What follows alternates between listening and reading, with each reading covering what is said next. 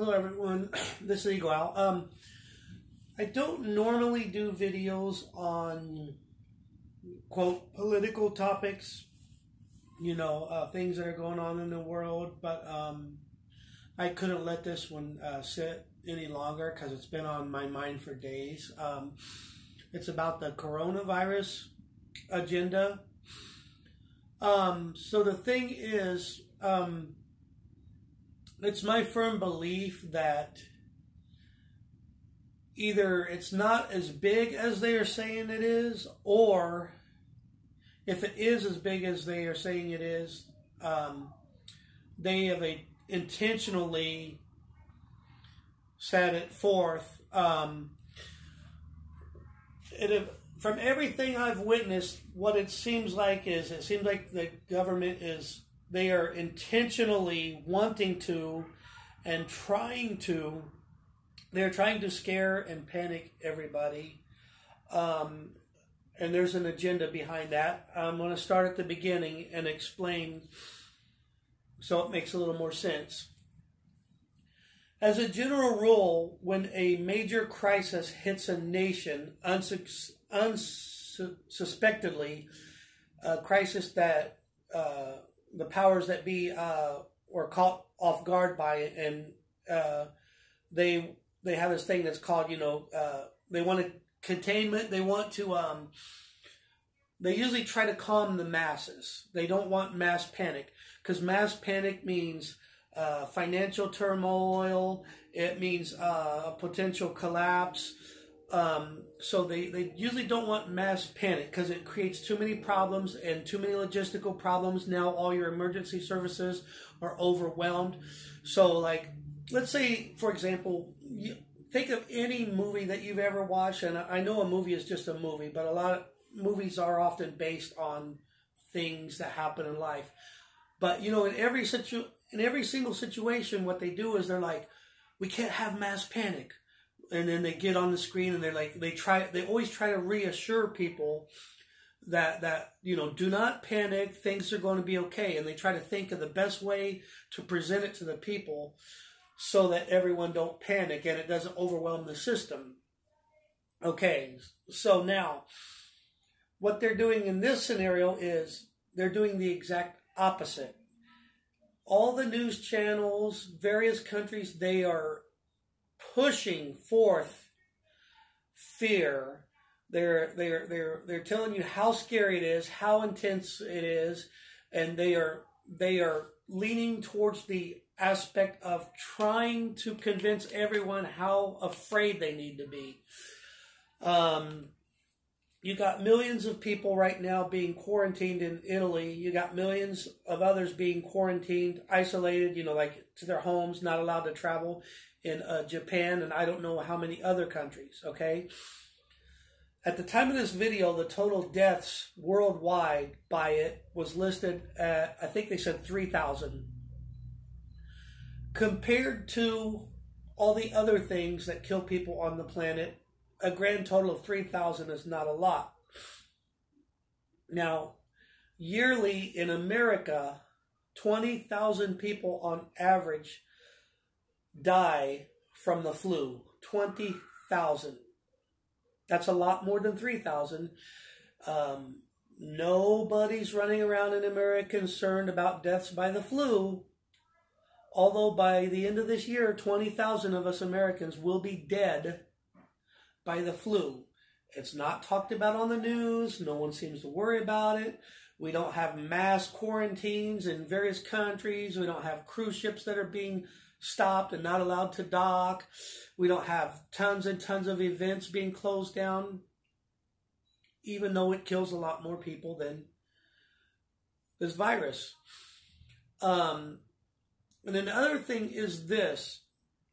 You're either awake or you're not awake, or some people are not awake, but then they see things that make them question the supposed reality that they see, and then they eventually do begin to wake up. But here's the thing. The governments of this world, the governments are not made up of a large number of saints whose major objective in the life is to sacrifice their own time and energy to make the country better just because they love to sacrifice their own time and they want everyone to be better. Governments of the world are not made up of a majority of these people who just want to make society so much better. Throughout the entire history of the world, throughout all governments of all nations, there has been people running things that have had devious plans. They're not all filled with people who have the best intentions. This is just a fact, and you can look it up in different aspects of history. Now, that being said, numerous times in history, governments have decided that they want more control, more power over the people, and they have to sit around and devise, how can we make this happen? One of the best ways to get more control and power over the people is you need a major crisis to happen, a major crisis that affects an entire nation. Once that major crisis happens, the masses look to be saved from that crisis. Who do they look to save them? They look to their government, and the government knows that. So not only is the government the one that comes up with the solution, oftentimes the government is the one that creates the problem. Now,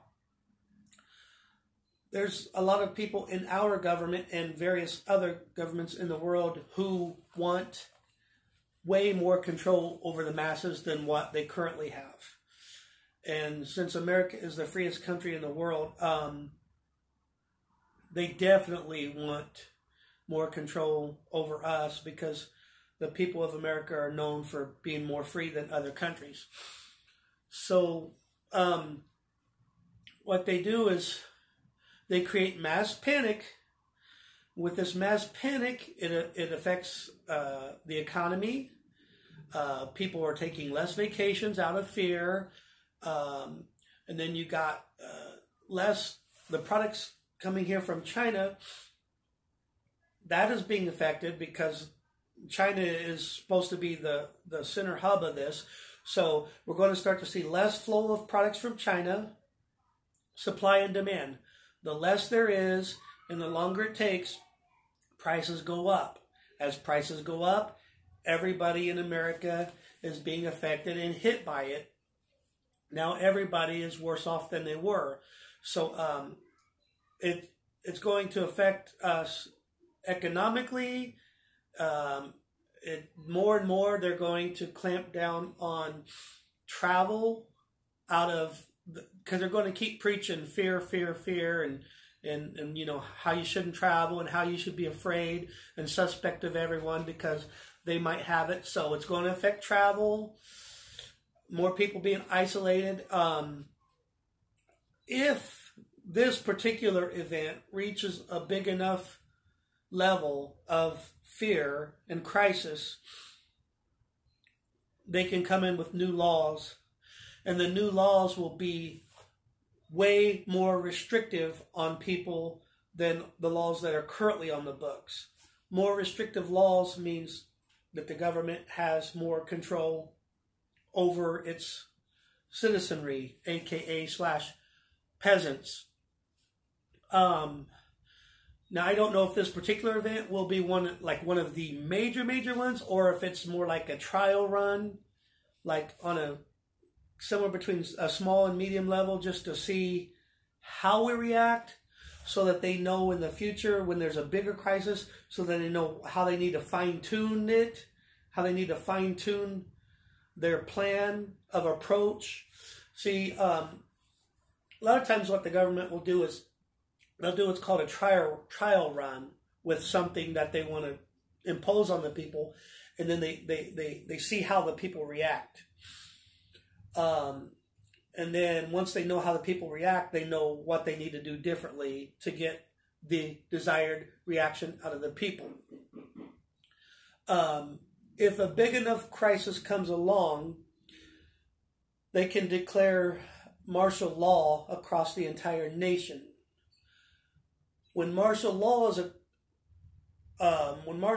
declared across the nation, a whole series of executive orders are put into place, which basically has the government taken control over every aspect of life. Once you declare a national state of martial law, if anyone doesn't believe me, look up executive orders, all executive orders, and read each one for yourself. Don't take my word for it, and read what they say. They say things like the government's right to control travel of its citizenry. Other executive laws say the right to enter private property as needed for the safety of the country, like enter your abode,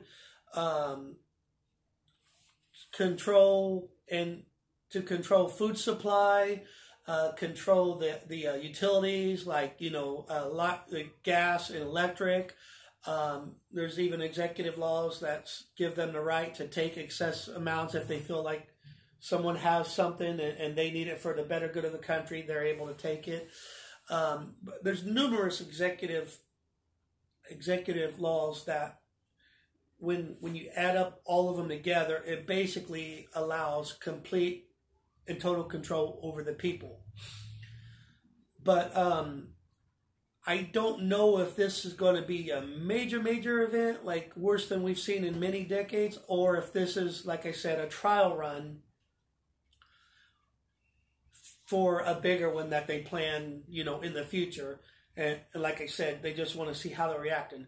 But here's what I'm saying. The simple fact that they are trying their absolute best to scare Americans tells me that there's more to the story than what they're letting on. And it tells me that it's something that they are planning, because it's not natural to try to scare an entire nation and then all of a sudden all of its citizens panic and it creates chaos. It's not normal. Imagine if you was a leaders of the country and you saw a large crisis. Which would you do? Would you get on the TV and discuss things that create more fear, or would you try to calm the citizens of your nation? Would you try to reassure them, no matter how big the crisis was, would you try to reassure them that you can get through it, to try to limit the amount of mass panic? You know which one you would do. Anyone watching this, if you was a leader, you would try to limit mass chaos and panic. And the fact that they're doing the opposite and trying to create mass panic tells me that there's, like I said, not to sound redundant, but it tells me that this is something that they're planning. And it's not just America. It's a number of countries that are in on it. And I'm sure that a lot of people watching this video will think I'm crazy, but that's okay. Not everyone is has their blinders removed. So, but that's my thoughts on this. I am not going to blindly believe whatever I'm being told about this on the news, because one way or another, there's more to this than what they want us to know. This is Eagle Al. Thanks for watching.